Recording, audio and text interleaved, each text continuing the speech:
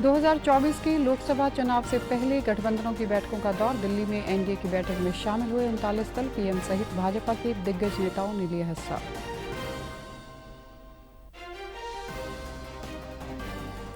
हरियाणा के मुख्यमंत्री ने नूंह जिला के फिरोजपुर झिरका गांव से वीडियो कॉन्फ्रेंसिंग के माध्यम से 2741 करोड़ रुपए की 347 परियोजनाओं का किया उद्घाटन व शिलान्यास। और पंजाब ने स्वतंत्रता सेनानियों की पेंशन 9,400 से बढ़ाकर की 11,000 रुपये प्रति महीना। 1 अगस्त से लागू होगी नई पेंशन दर। नमस्कार, चंडीगढ़ से आपका स्वागत है। मैं हूं आरजू। अब समाचार विस्तार से। 2024 के लोकसभा चुनाव में अभी 1 साल से भी कम समय बचा है। ऐसे में सभी दलों ने तैयारियां शुरू कर दी हैं। इसी के मद्देनजर कल नई दिल्ली में भाजपा के नेतृत्व में एनडीए की अहम बैठक बुलाई गई। इस बैठक में 39 दलों के विभिन्न नेताओं ने शिरकत की। बैठक में एक प्रस्ताव पारित किया गया जिसमें सभी दलों ने प्रधानमंत्री नरेंद्र मोदी के नेतृत्व पर भरोसा जताया और उनकी अगुवाई में एकजुट होकर आगामी लोकसभा चुनाव लड़ने का संकल्प लिया। इस मौके पर प्रधानमंत्री ने कहा कि जब गठबंधन सत्ता की मजबूरी से होता है तो वो देश को बहुत नुकसान पहुंचाता है। वहीं बेंगलुरु में हुई विपक्ष की बैठक में 26 पार्टियों ने गठबंधन का नाम Indian national democratic inclusive alliance यानी इंडिया रखने का ऐलान किया। इस दौरान तय किया गया कि महाराष्ट्र में अगली बैठक में समन्वय समिति के सदस्यों के नाम का फैसला लिया जाएगा, जो संयोजक का फैसला करेंगे। इस बैठक से पहले एक कार्यक्रम में प्रधानमंत्री नरेंद्र मोदी ने विपक्षी दलों पर हमला बोलते हुए कहा कि भ्रष्टाचार की इस दुकान में जुटे ये सभी दल परिवारवाद के कट्टर समर्थक हैं, जो न खाता न बही, जो परिवार कहे वही सही। गठबंधन भ्रष्टाचार की नीयत से हो, जब गठबंधन परिवारवाद की नीति पर आधारित हो, जब गठबंधन जातिवाद और क्षेत्रवाद को ध्यान में रखकर किया गया हो, तो वो गठबंधन देश का बहुत नुकसान करता है। एनडीए की विचारधारा है nation first, security of nation first. NDA की विचारधारा है प्रोग्रेस फर्स्ट। एनडीए की विचारधारा है एम्पावरमेंट ऑफ पीपल फर्स्ट। प्रधानमंत्री ने कहा कि इस विपक्षी एकता का कॉमन मिनिमम प्रोग्राम है कि देश को किसी तरह से विकास की पटरी से हटाया जाए। उन्होंने बिना किसी पार्टी का नाम लिए कहा कि भ्रष्टाचार को लेकर तमाम दलों में से एक आत्मीयता है। इस दौरान प्रधानमंत्री ने कहा कि 1998 में एनडीए का गठन देश में स्थिरता के लिए हुआ था। एनडीए किसी के विरोध में नहीं हुआ। एनडीए सरकार ने वोट बैंक की राजनीति को विकासवाद की राजनीति में बदला है। एनडीए का मंत्र राज्यों के विकास के साथ राष्ट्र का विकास रहा है। हरियाणा के मुख्यमंत्री मनोहर लाल ने नूंह जिला के फिरोजपुर झिरका से वीडियो कॉन्फ्रेंसिंग के माध्यम से 2741 करोड़ की 347 परियोजनाओं का उद्घाटन व शिलान्यास किया। इन परियोजनाओं में 1270 करोड़ की लागत की 157 परियोजनाओं का उद्घाटन तथा 1462 करोड़ रुपए की लागत की 190 परियोजनाओं का शिलान्यास शामिल है। मुख्यमंत्री ने फिरोजपुर झिरका में नूंह जिला की भी 305 करोड़ रुपए की 9 परियोजनाओं का जिलावासियों को समर्पित किया। जिले में आयोजित कार्यक्रमों में मंत्रीगण, सांसदों और विधायकों ने विकास परियोजनाओं का उद्घाटन व शिलान्यास किया। सीएम ने नूंह क्षेत्र के 66 गांवों के लिए 4 नई पेयजल परियोजनाओं की घोषणा की। इस पर लगभग 306 करोड़ रुपए खर्च होंगे। इस मौके पर उन्होंने कहा कि 8.5 साल से चली आ रही विकास की गति को आज की परियोजनाओं ने ऐतिहासिक बना दिया है। 741 करोड़ रुपया ये बनती है। इस कार्य को हमने संपन्न किया है। पहले भी प्रदेश में पिछले 8 वर्ष में हम लोग 6 बार कर चुके हैं। उन 6 बार की टोटल जो लागत आई है प्रोजेक्ट्स की लगभग 12,500 करोड़ रुपया थी, और आज अगर 2700 करोड़ रुपया उसमें जोड़ते हैं तो ये कहीं 15,000 करोड़ रुपए से ऊपर के ऐसे प्रोजेक्ट जिनका शिलान्यास उद्घाटन हुआ है। ये पूरे प्रदेश का सैकड़ों प्रोजेक्ट्स का उद्घाटन शिलान्यास या एक स्थान पर हमने किया है। उन्होंने कहा कि इससे पहले भी डिजिटल माध्यम से 6 बार पूरे प्रदेश में विकास परियोजनाओं का उद्घाटन व शिलान्यास किया गया है, जिससे लगभग 12.5 करोड़ रुपए की लागत की 1100 से अधिक परियोजनाएं जनता को दी गई हैं। सरकार ने संसद के मॉनसून सत्र से पहले आज सर्वदलीय बैठक बुलाई है। सरकार की ओर से तमाम दलों को बैठक में शामिल होने का न्योता दिया गया है। बैठक में सत्र को सुचारू रूप से चलाने के लिए सभी दलों के साथ चर्चा की जाएगी। सत्र के दौरान सरकार जिस विधेयक को आगे बढ़ाना चाहती है उसके बारे में सभी दलों को औपचारिक जानकारी भी मिलेगी। ऐसा इसलिए किया जाता है ताकि बैठक के दौरान राज्यसभा और लोकसभा के सांसदों के साथ एक आम सहमति बनाई जा सके ताकि संसद सुचारू रूप से चले और सहयोग मिले। इससे संसद के समय की बचत होती है। वहीं विपक्षी दल भी अपने अपने मुद्दों के बारे में सरकार को बताएंगे जिनकी वो सदन में चर्चा करवाना चाहते हैं।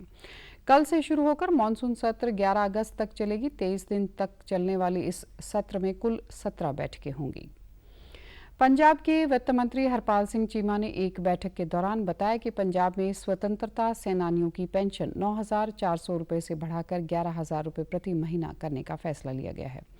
यह फैसला 1 अगस्त 2023 से लागू माना जाएगा। उन्होंने कहा कि वित्त विभाग की ओर से इस काम के लिए जरूरी वार्षिक बजट को मंजूरी दे दी गई है। इस फैसले से 545 लाभार्थियों, जिनमें स्वतंत्रता सेनानी, इनकी विधवाएं, अविवाहित और बेरोजगार लड़कियां और लड़के शामिल हैं, जिनको प्रत्यक्ष तौर पर फायदा मिलेगा।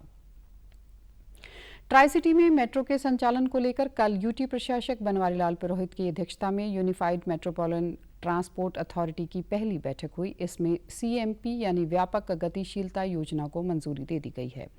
बैठक में चंडीगढ़ प्रशासक के सलाहकार धर्मपाल के अलावा हरियाणा और पंजाब के मुख्य सचिव भी मौजूद रहे। इस दौरान प्रशासन ने फैसला लिया कि भारतीय रेल तकनीकी और आर्थिक सेवा से ही वैकल्पिक विश्लेषण रिपोर्ट और विस्तृत परियोजना रिपोर्ट तैयार करवाई जाए। रिपोर्ट के अनुसार ट्राई सिटी में 2 चरणों में मेट्रो और 3 चरणों में अन्य सभी काम पूरे होने हैं।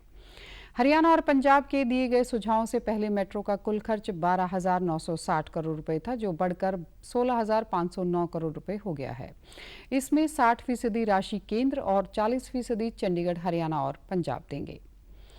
आईटीबीपी भानु में 2 दिवसीय योग प्रशिक्षक कोर्स का कल समापन हो गया। इस दौरान आईटीबीपी के महानिरीक्षक ईश्वर सिंह दोहन ने बताया बतौर मुख्य अतिथि शिरकत की। वहीं योग आयोग के अध्यक्ष डॉक्टर जगदीप आर्य विशेष अतिथि के तौर पर शामिल हुए। इस मौके पर महानिरीक्षक ईश्वर सिंह दोहन ने बताया कि 11 जनवरी 2023 को राज्यपाल बंडारू दत्तात्रेय ने आज़ादी के अमृत महोत्सव के अवसर पर 75 लाख सूर्य नमस्कार की शुरुआत बीटीसी भानु से की थी। उन्होंने कहा कि जवान अति दुर्गम क्षेत्रों से आसान व प्राणायाम द्वारा अपने आप को फिट रख सकते हैं।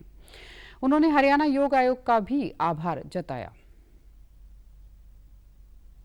है पॉसिबल नहीं है, तो मानसिक और फिजिकल फिटनेस के लिए डीजी आईटीबीपी के साथ में विचार विमर्श हुआ कि आईटीबीपी में ऐसे प्रशिक्षक तैयार किए जाएं हरियाणा योग आयोग की मदद से, जो कि हमारे जवानों को हाई एल्टीट्यूड में जाकर योग की शिक्षा दे सके, योग की ट्रेनिंग दे सके।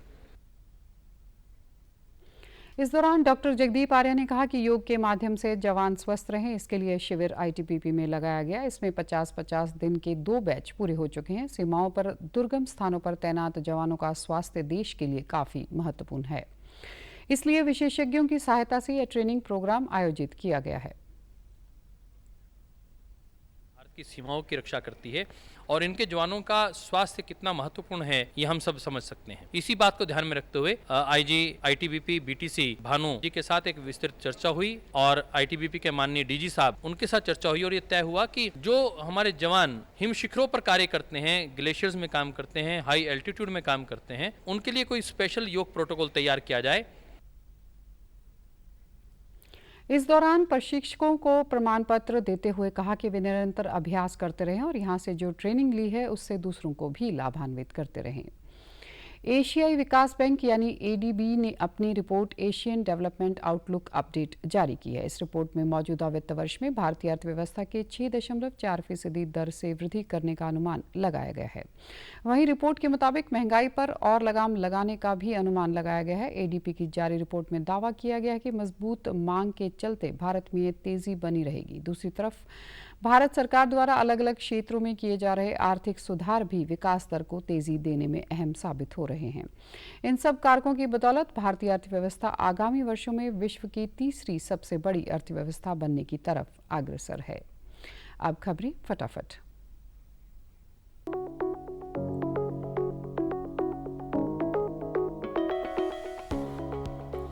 सूचना एवं प्रसारण मंत्री अनुराग ठाकुर ने ओटीटी खिलाड़ियों से आह्वान किया कि सुनिश्चित करें कि उनके प्लेटफॉर्म अश्लीलता का प्रचार न करें।